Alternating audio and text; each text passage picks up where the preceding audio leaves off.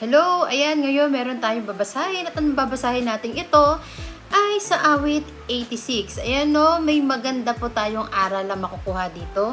At maiksi lamang po ito, no? Meron po akong pinili na dalawang Bible verse po dito. Ayan, kasi ito ay awit 86 hanggang 1 hanggang 17. Ayan no, at makikita po natin dito na ito po ay ang panalangin ni David. Ayan, makikita natin dito na siya ay humihingi ng tulong sa Diyos. Ayan, humingi siya ng tulong sa Diyos dahil siya ay mahina at gusto niya na makita ng mga kaaway niya, ng mga kalaban niya na tinutulungan siya ni God. Ayan, para ang mga kalaban niya ay mapahiya. Kaya yun. At makikita natin dito na binanggit nga niya dito sa verse 8 hanggang 9 at 10 na makikita nga dito na binanggit niya na ang ating Diyos ay walang kawangis sa mga Diyos-Diyosan na mga bagay. No? Hindi natin maitutulad ang ating Diyos na dakila sa mga Diyos-Diyos na mga bagay. Ayan.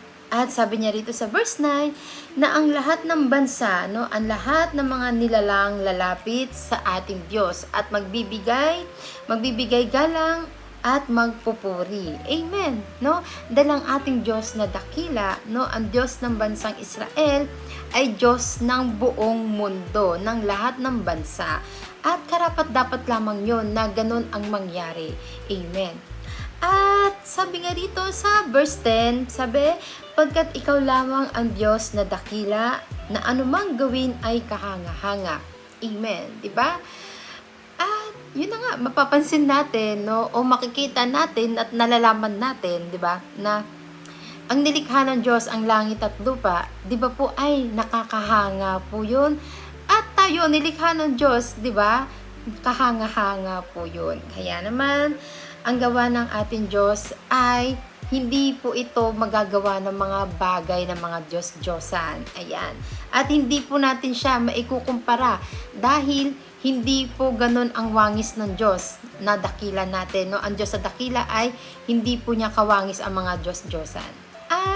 Pero po, dito po tayo magpo-focus sa verse 12 hanggang 13 dahil nga ang panalangin niya ni David na humihingi siya ng tulong kay God, humihingi siya ng kaligtasan. Ayan. Ito ay makikita natin, no, kung paano nga siya iniligtas ni God. Ayan. At basahin natin ang 12:13. O Panginoon Diyos, buong puso'y laan. Pupurihin kita magpakailanman. At ihahayag ko iyong kadakilaan. O pagkadakila, pag-ibig mong wagas dahil sa pag-ibig ako'y iniligtas. Di hinayaan masadlak sa daigdig ng mga patay. Amen. Ayan no, makikita nga natin na sinabi nga ni King David na dahil sa pag-ibig ako'y iyong iniligtas. Amen. At sobrang nga po talaga nung nabasa ko to na wow, talagang wow talaga. Kasi hanggang sa ngayon, ayan no, hanggang sa ngayon, sa New Testament makikita po natin yan na tayo ay iniligtas nga ng Diyos.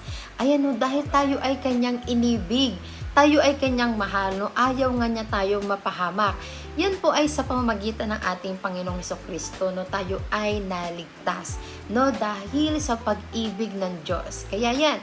At kaya naman basahin natin sa John 3:16. Sabi dito, pagkat gayon na lamang ang pag-ibig ng Diyos sa sangkatauhan, kaya't ibinigay niya ang kanyang kaisa-isang anak upang ang sinumang sumampalataya sa kanya ay hindi mapahamak, kundi magkaroon ng buhay na walang hanggan.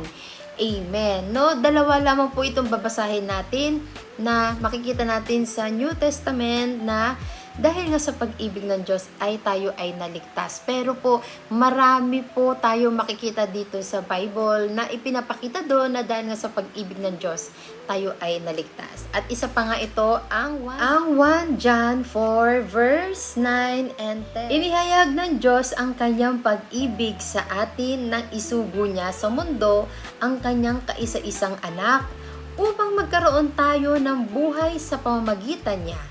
Ito ang pag-ibig, hindi sa inibig natin ang Diyos, kung hindi tayo ang inibig niya at sinugo niya ang kanyang anak upang maging handog para mapatawad ang ating mga kasalanan.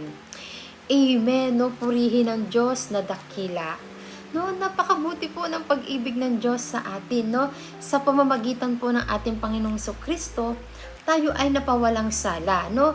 Libre po ang kaligtasan, no? Ibinibigay po niya yan sa atin, no? Libre po yan. Kaya kung ito po ay ating tatanggapin, tayo po ay maliligtas. Ayan, no? Kahit gaano pang karaming pera natin, no? Hindi natin mababayaran ang kaligtasan. Hindi po natin mabibili yan. Dahil binayaran na po ito ng ating Panginoong Kristo, tayo ay kanyang tinubos. Kaya yun, no, grabe po yung pag-ibig ng Diyos sa atin, no? Ayaw niya tayong mapahamak, ayaw niya na maranasan natin ang kaparusahan. Kaya yan, no? At yun na nga, no, makikita natin na ang pag-ibig ng Diyos ay noon, ngayon at magpakailanman ay nananatili po. Kaya yan, no, makikita natin na ang pag-ibig ng Diyos ay iniligtas, no, si King David, no, sa panalangin ni King David, at hanggang sa ngayon nananatili po ang pag-ibig ng Diyos. Kaya yun, no, maraming salamat at God bless you sa nakikinig.